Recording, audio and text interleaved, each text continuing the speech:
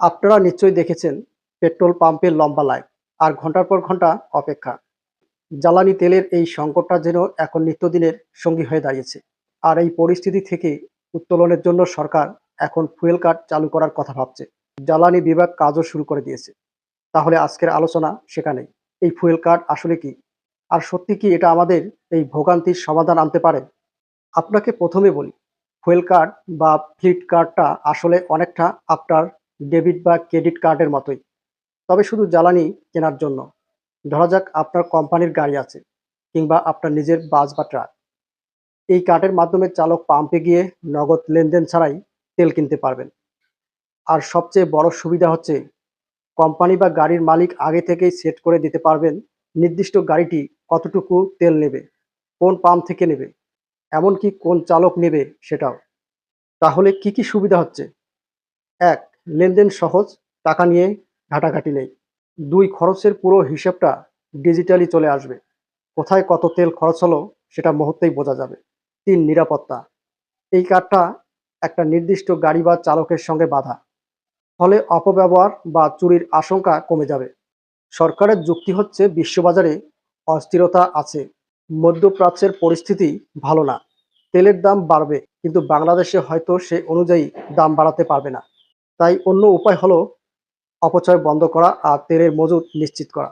আর সেখানে ফুয়েল কার্ডকে তারা বিকল্প নেই এমনটা সমাধান হিসেবে দেখছেন। এখন প্রশ্ন হচ্ছে, এই কার্ড চালু হলে আপনার আমার মতো সাধারণ মানুষ কি পাবে? দেখা যাচ্ছে মোটরসাইকেল থেকে শুরু করে প্রাইভেট কার, বাস, ট্রাক সবকিছুর জন্যই এই কার্ডের কথা বলা হয়েছে। কিউআর কোডের মাধ্যমে নির্দিষ্ট পাম্প থেকে তোলা যাবে। মানে লাইনটা হয়তো আগের চেয়ে কিছুটা নিয়ন্ত্রণ হবে।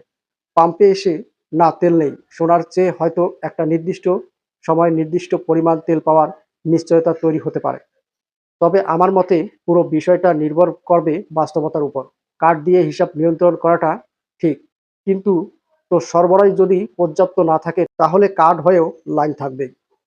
এটা যেন শুধু সংকট ব্যবস্থাপনার নামে আর একটা জটিলতা না হয়ে ওঠে, সেদিকে খেয়াল রাখতে হবে। আর একটা বড় প্রশ্ন, সেটা কি সত্যিই তেলের অপচয় কমবে? দেখুন, আজকে অনেকে গাড়ি নিয়ে বাজারে নামেন, রাস্তায় ঘন্টার পর ঘন্টা ইঞ্জিন চালু রাখেন। ফুয়েল কার্ড যদি সেই ব্যবহারের একটা ডিজিটাল ট্রাক রাখে তাহলে হয়তো সচেতনতা বাড়বে। কিন্তু এটা কেবল কার্ড দিয়ে হবে না, এর জন্য দরকার সঠিক নীতিমালা এবং কঠোর মনিটরিং। সব মিলিয়ে ফুয়েল কার্ডের ধারণাটা সমস্যার সমাধানের অংশ হতে পারে, কিন্তু পুরো সমাধান নয়। তেলের দাম নিয়ে সরকারের সামনে কঠিন সিদ্ধান্ত নেওয়ার বাস্তবতা তো থাকবেই, আর এটা চালু করতে সময় লাগবে বলেও তারা জানিয়েছে। তাই এখন আমাদের দেখতে হবে এই উদ্যোগ শেষ পর্যন্ত কতটা কার্যকর হয়, আর পাম্পে লম্বা লাইনে দাঁড়িয়ে থাকা সাধারণ মানুষকে কতটা স্বস্তি দিতে পারে। আপনার কি মনে হয়, ফুয়েল কার্ড কি এই সংকটের স্থায়ী সমাধান হতে পারে, নাকি আরো কিছু করা দরকার? আপনার মতামত জানাতে ভুলবেন না। আজকে এই পর্যন্ত। ভালো থাকুন, সচেতন থাকুন।